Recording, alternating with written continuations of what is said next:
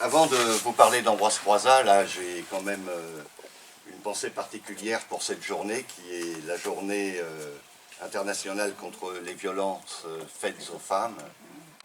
Donc c'est vraiment un point important et c'est pour ça que je me permets de le souligner. Et j'ai aussi une pensée toute particulière pour les épreuves que traversent nos sœurs et frères palestiniens.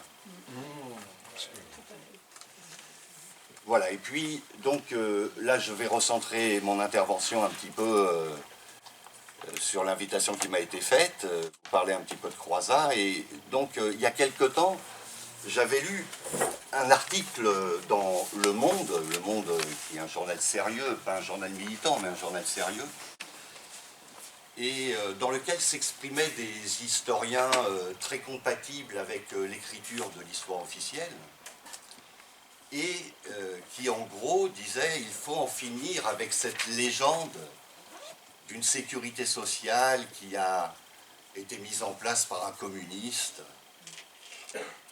Et donc pour étayer leurs assertions, ils partaient de la première ordonnance de mise en place de la sécurité sociale, que tu as citée tout à l'heure, du 4 octobre 1945, qui a été suivie par une deuxième le 9 octobre.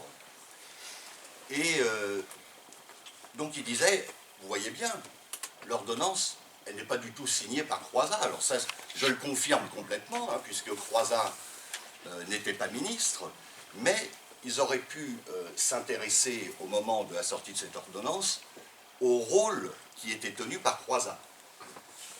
Depuis sa libération du bagne de Maison Carrée en Algérie, je reviendrai un petit peu sur ce parcours tout à l'heure, lui et ses camarades qui avaient été internés dans ce bagne ont intégré quelques mois après l'Assemblée consultative d'Alger.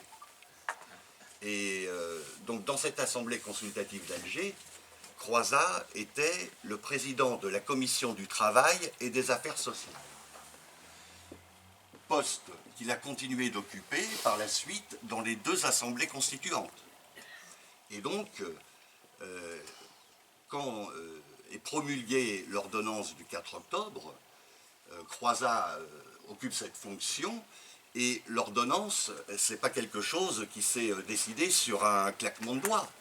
C'est le résultat de plus d'un an de discussion entre les diverses parties intéressées par la mise en place de la sécurité sociale. Et par sa fonction de président de la commission du travail et des affaires sociales, Croizat est un personnage absolument de premier plan dans ces discussions. Hein, alors bien sûr, comme il n'est pas ministre, il n'apparaît pas sur la signature de l'ordonnance. Il est signé par son prédécesseur, Alexandre Parodi, qui est un grand résistant, un homme très respectable.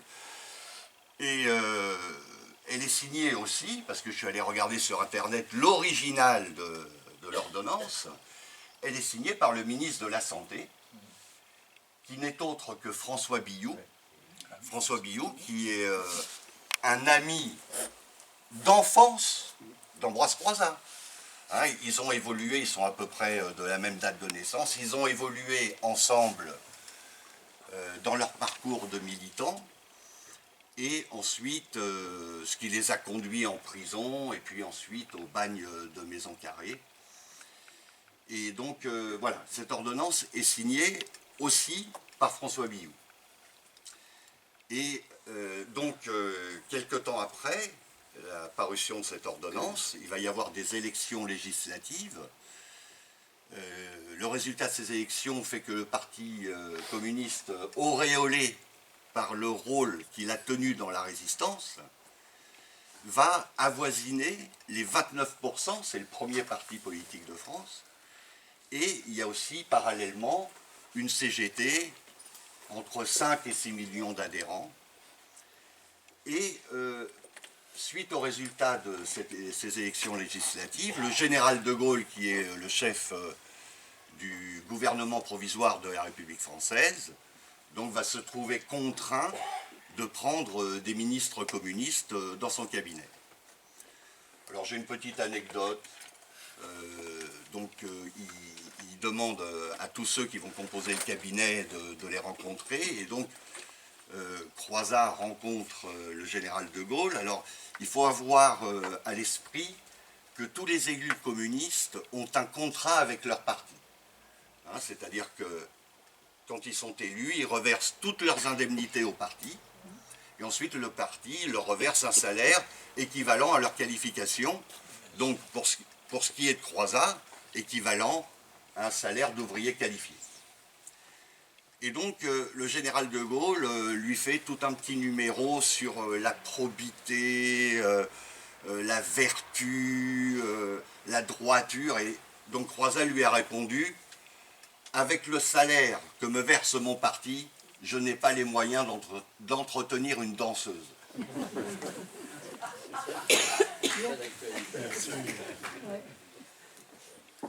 Alors, Croizat va se retrouver avec des responsabilités d'État, d'homme d'État, et pourtant il ne correspond pas vraiment aux standards de l'homme politique qu'on a l'habitude de voir à ces postes-là. C'est quelqu'un qui a connu la misère ouvrière. Hein, il est né en 1901 dans un petit village de Savoie dans lequel il y a une usine de la métallurgie. Son père est ferblantier, donc il travaille le fer blanc. Il tape sur du métal toute la journée. Hein, c'est des journées de travail de 13 heures. Alors, l'écrivain Michel Étiévant, qui a écrit un livre référentiel sur Ambroise Croizat, avait fait des recherches dans les archives départementales et il avait trouvé les traces d'une grève en 1906. Il avait trouvé des rapports de la Sûreté nationale, donc c'est l'équivalent des renseignements généraux, hein.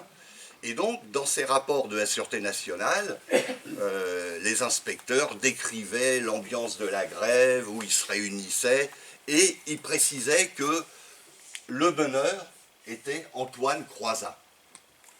Alors, il y a une délégation qui va aller rencontrer le patron de l'usine des carbures métalliques, et puis, donc le patron va céder à toutes les revendications, mais il va poser une condition. Il va dire: la condition, c'est que je ne reprends pas Croizat.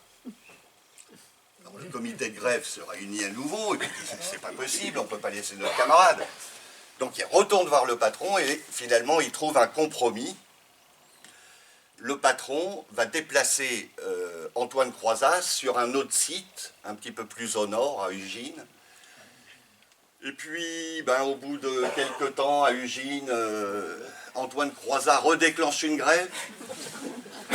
Alors il redéplace Antoine Croizat un petit peu plus haut, ça se rapproche de la région lyonnaise, et puis au bout de la troisième fois, parce qu'il va redéclencher encore une grève évidemment, au bout de la troisième fois, il va finir par s'en débarrasser, et donc Antoine Croizat va occuper plusieurs fonctions, comme cheminot. Il va aussi être rédacteur d'une revue ouvrière et révolutionnaire, et il finira par être gérant d'un café où il y a des réunions politiques et syndicales régulièrement.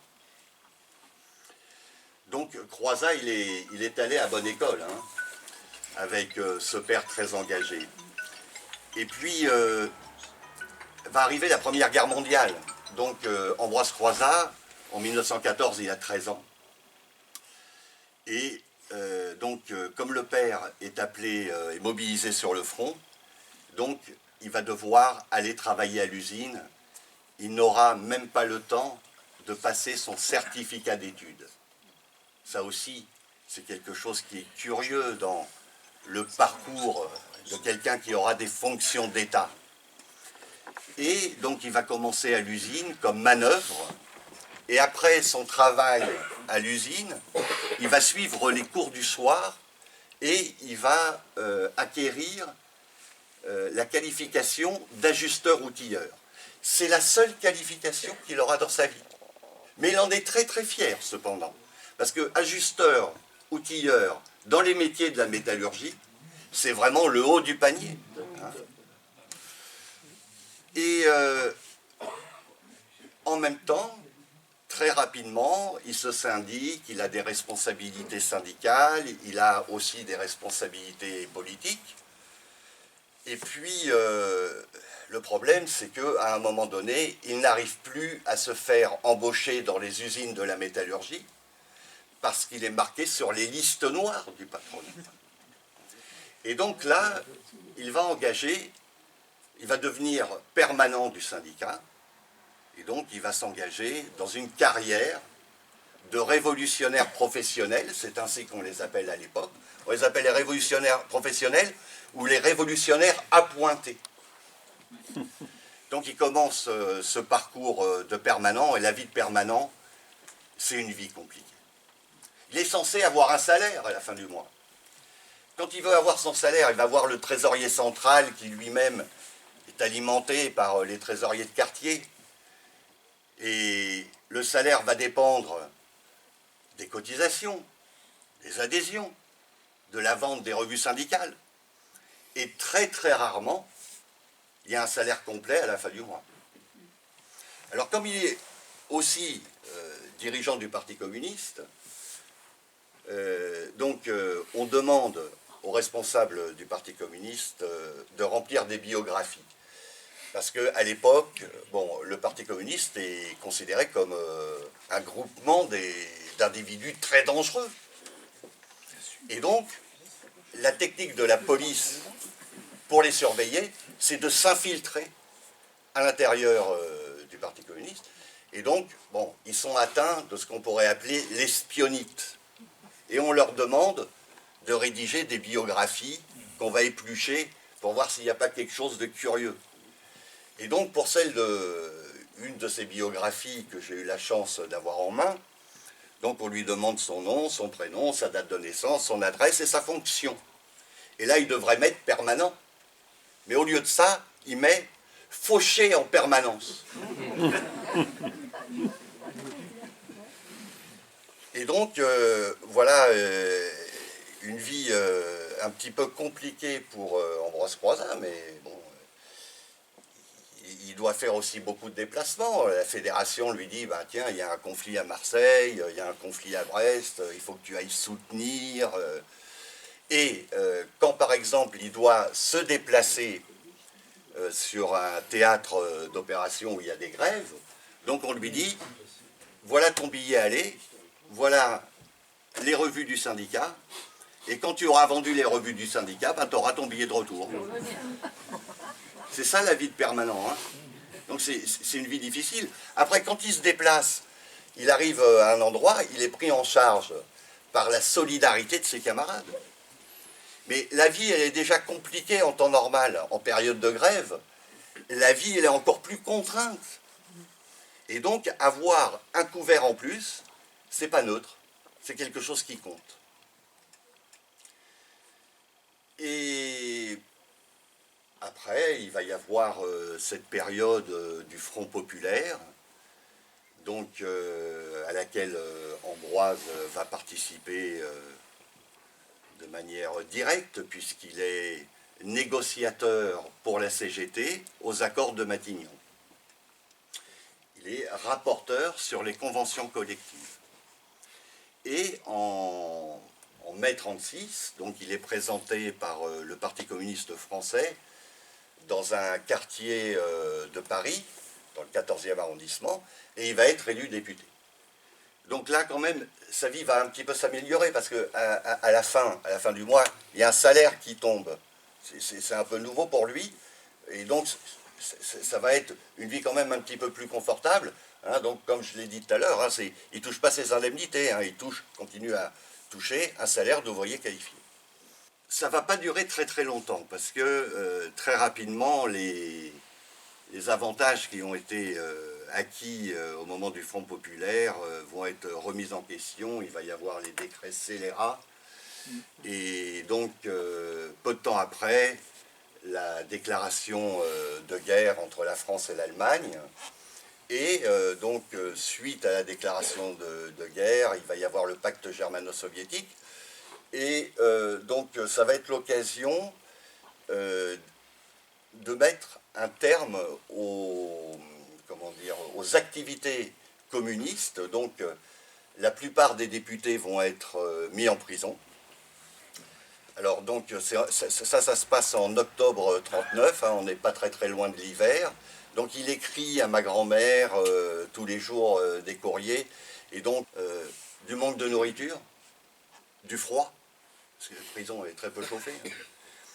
Et puis, il y a aussi autre chose quand même qui est extraordinaire, ils ne savent pas de quoi ils sont inculpés, ils n'ont aucun accès aux médias, ils ont juste quelques feuilles de papier, de quoi écrire, et les feuilles de papier, elles sont tellement petites qu'il écrit de manière minuscule pour pouvoir en dire plus.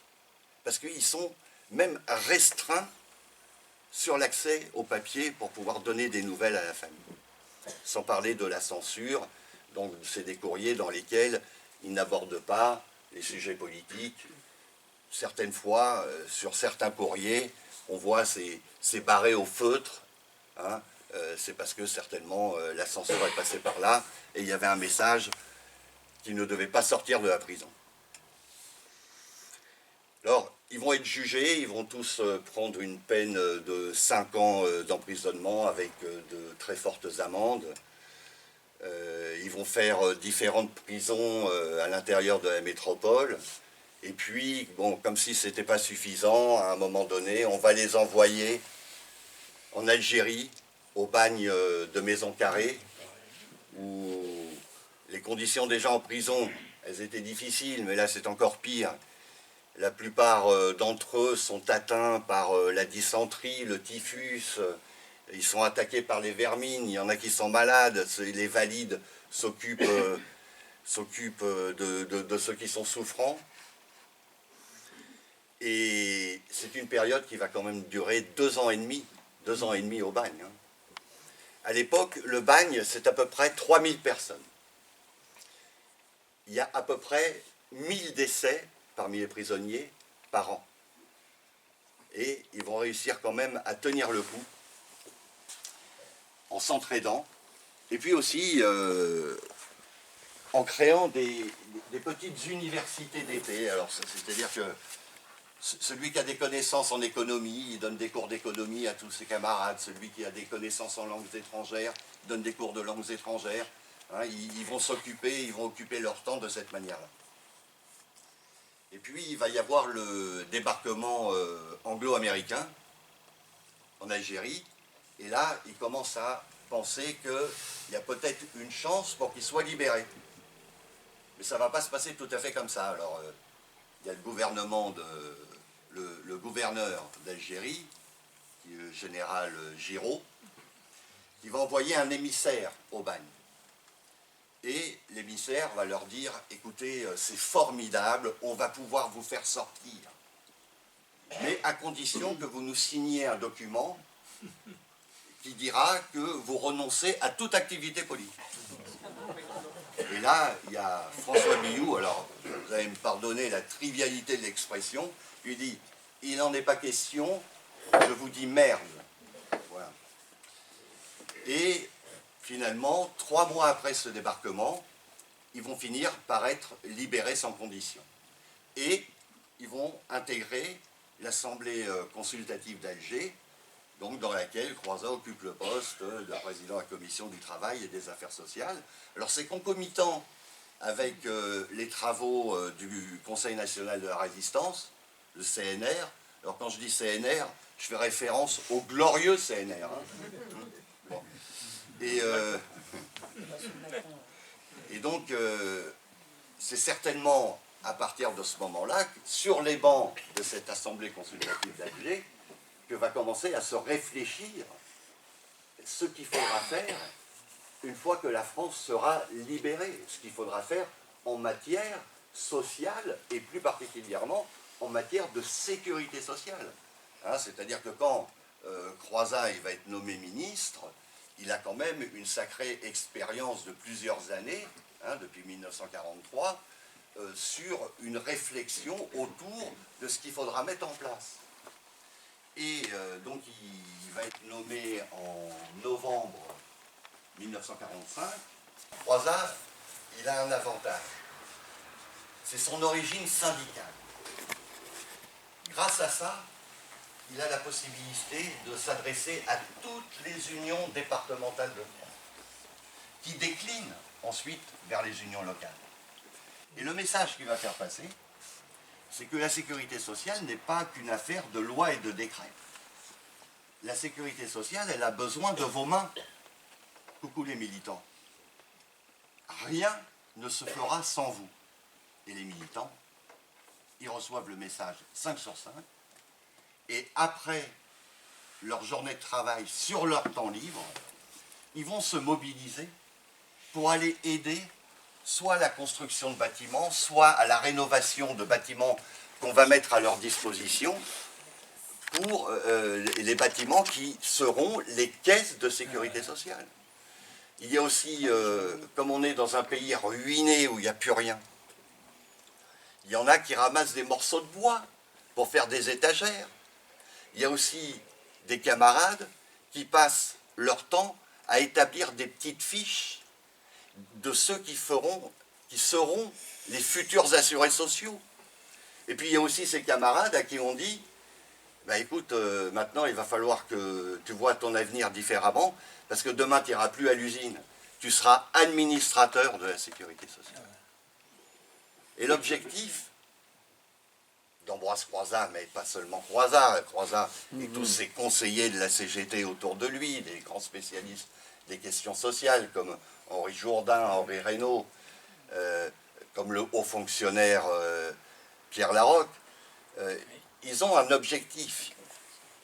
Ils veulent que ce soit quelque chose, une réalisation des travailleurs pour l'intérêt des travailleurs et géré par les travailleurs.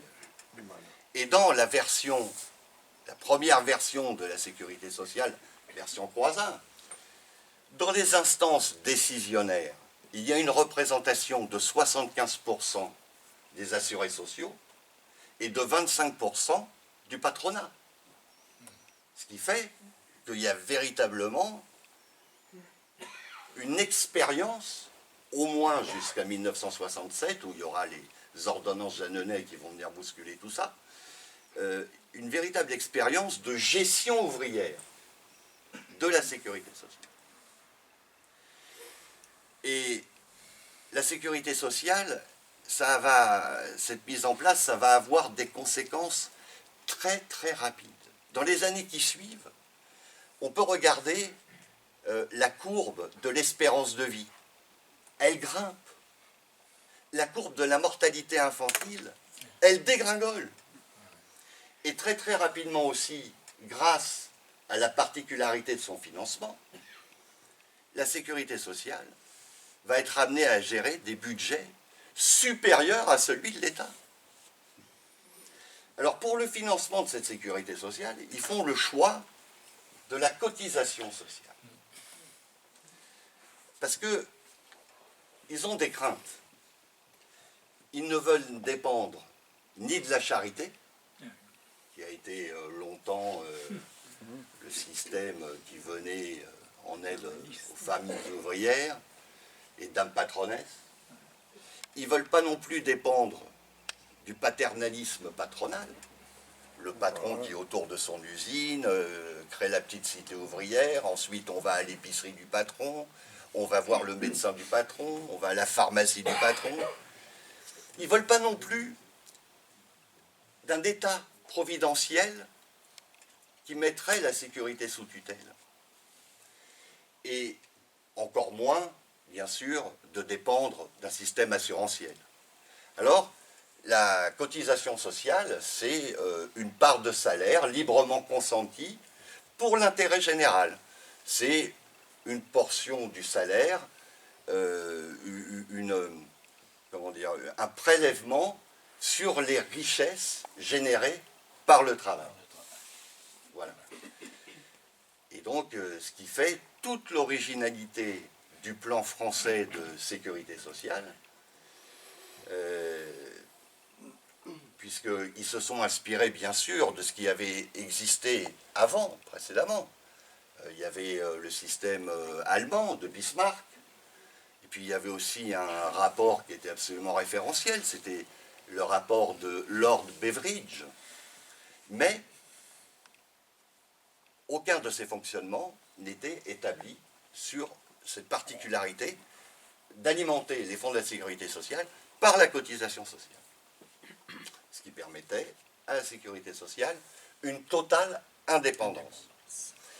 Et ce qui est intéressant aussi, c'est de voir à quelle vitesse ça s'est construit en France. Celui qui était le grand spécialiste pour monter des usines à gaz, c'était le haut fonctionnaire Pierre Laroque. Et lui, il savait la complication que ça représentait. Et Pierre Laroque, il disait, si je regarde nos amis en Angleterre, ils sont partis avant nous. Ils sont partis en 1943. Et pour faire fonctionner leur système, qui fonctionne différemment, hein, puisque c'est un système alimenté par l'impôt, donc avec la tutelle de l'État, hein, pour faire fonctionner leur système, ça va prendre 8 ans. En France, en moins d'1 an, la sécurité sociale a commencé à fonctionner. Et si ça a fonctionné de cette manière-là, avec autant de rapidité, je crois qu'on peut dire bravo au monde, au cercle des militants, hein, qui ont été en première ligne dans la construction de la sécurité sociale. Alors, le passage de ces ministres communistes dans des ministères, ça n'a pas duré très très longtemps, ça n'a duré que 18 mois. Mais en 18 mois, la France, elle aura changé de visage. C'est plus du tout la France d'avant la Sécu. Hein. La France avec la Sécu, c'est une France différente. C'est une France où on n'a plus besoin de se préoccuper de l'angoisse des lendemains. Hein. Et par exemple, c'est aussi ce qui va permettre, dans le monde ouvrier, de s'ouvrir, par exemple, là, quelque chose qui, à mon sens, est très important, s'ouvrir des perspectives sur la culture. Ils vont commencer à s'intéresser à la musique, au théâtre, et il va y avoir un véritablement engouement des masses populaires pour la culture, quelque chose qui leur était jusqu'alors resté complètement étranger, on peut dire. Et donc, à un moment donné, il va y avoir des négociations du gouvernement français avec les Américains. Les Américains, ils disent, nous, on peut vous aider, on peut apporter des fonds, du matériel, plan Marshall. Ah, mais il y a une condition, hein, le plan Marshall, ok, mais à condition qu'il n'y ait pas de ministre communiste. Hein. Ben oui. Donc, à un moment donné, en mai 1947, on va les remercier. Et cette sécurité sociale, bon, depuis son existence, elle a toujours été attaquée. Hein. Il y avait des gens pour lesquels c'était insupportable que des ouvriers, des travailleurs, gèrent des budgets plus importants que celui de l'État. Et donc, il y a eu des opérations de démantèlement dès le début. Alors, vous savez, il y a les opérations, les petites opérations et les grosses opérations. Alors, les petites opérations, moi j'ai l'idée, par exemple, quand on nous fait payer 1 euro à la consultation médicale, par exemple, on râle, puis après, bon, on donne le 1 euro. Hein. Ou par exemple, quand on nous dérembourse certains médicaments, alors on n'est pas d'accord, mais bon, ben, on finit par se plier. Et puis, des fois, il y a les grosses attaques. Hein, par exemple, la réforme des retraites que tu as évoquée, ça fait partie des grosses attaques sur la sécurité sociale. Hein, parce que les retraites, c'est la tête de pont, mais ce qui est visé derrière, c'est le fonctionnement de la sécurité sociale. Hein. Et donc, en 67, il va y avoir aussi une grosse attaque. Alors, ça s'appelle les ordonnances Jeanneney. Alors, Jeanneney, c'est un type du gouvernement de De Gaulle, celui qui tire les ficelles, hein, c'est le général De Gaulle. Hein. Et donc, bon, ils annulent les élections des administrateurs de la sécurité sociale et ils mettent en place ce qu'ils appellent la parité. Avec les patrons. Une représentation de 50% des assurés sociaux et une représentation de 50% du patronat. Alors, le patronat, lui, ils votent toujours d'une manière homogène. Ah oui, Ils se tiennent les coudes. Celle de son intérêt. Et ça continue. Hein. Bon, et en face, il a des représentants des assurés sociaux de différentes tendances, et l'idée, c'est que voilà, il va toujours arriver à retourner un. Donc ça fait que finalement, on sort de cette démarche de gestion ouvrière pour revenir à quelque chose de beaucoup plus classique. Alors après, il y en aura d'autres, hein, des attaques. Par exemple, une attaque qui est très importante, c'est la mise en place de la CSG.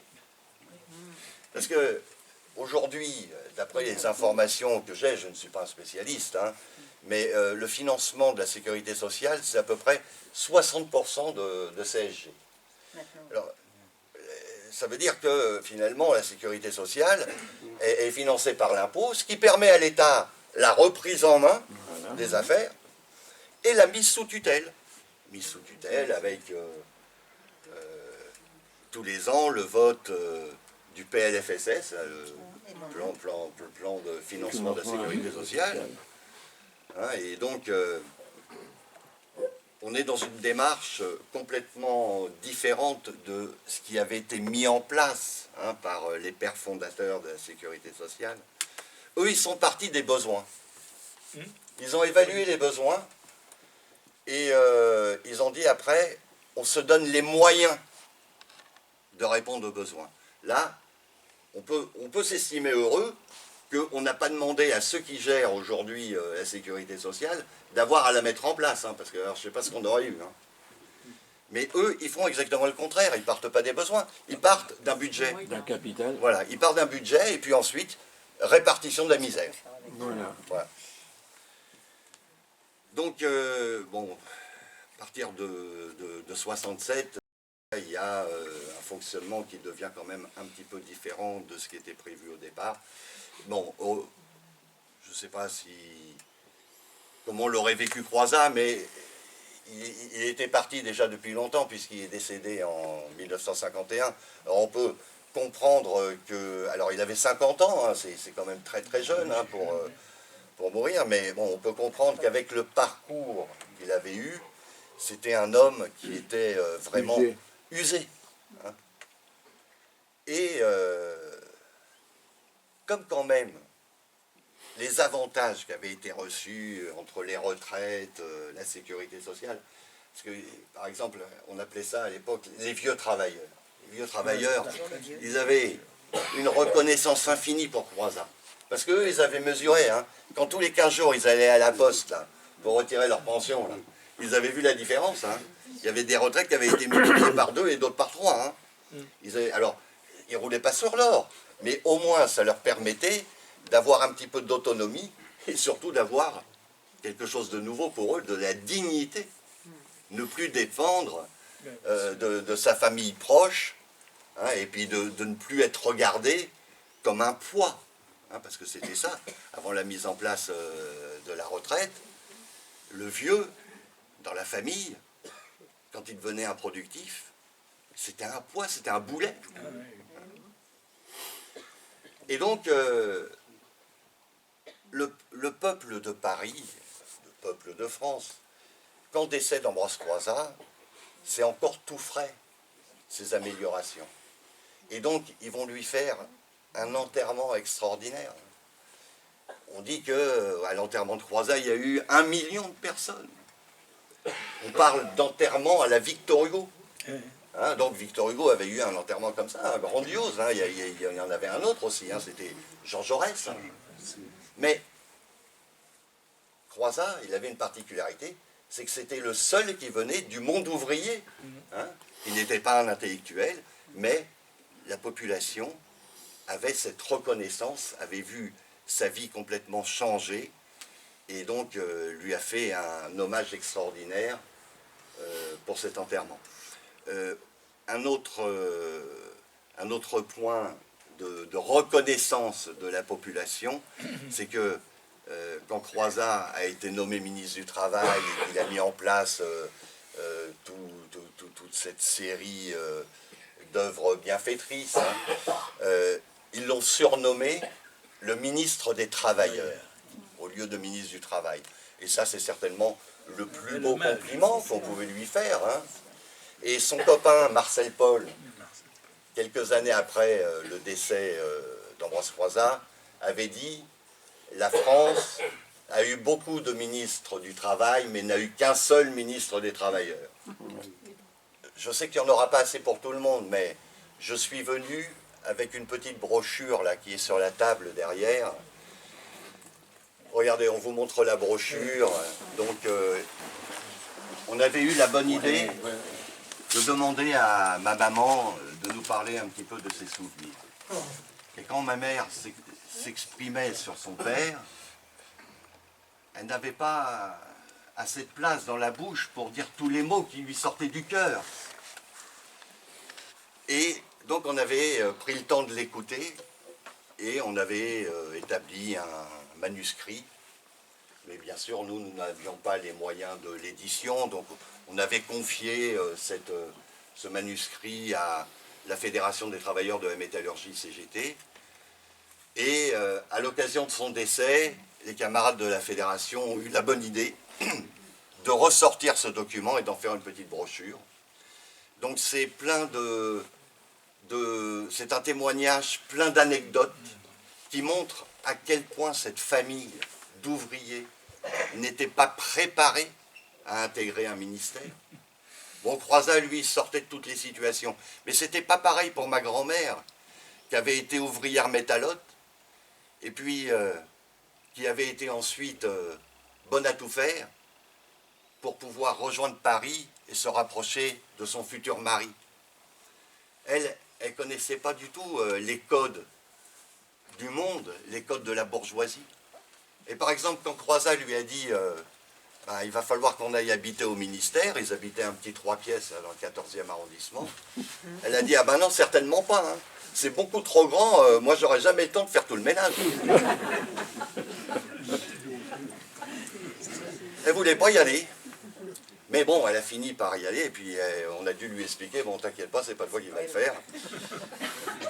Mais c'est raconté dans la brochure, quand ils vont aller au ministère du Travail, donc elle va être prise en charge par le majordome du ministère, et donc c'est lui qui va lui donner tous les codes.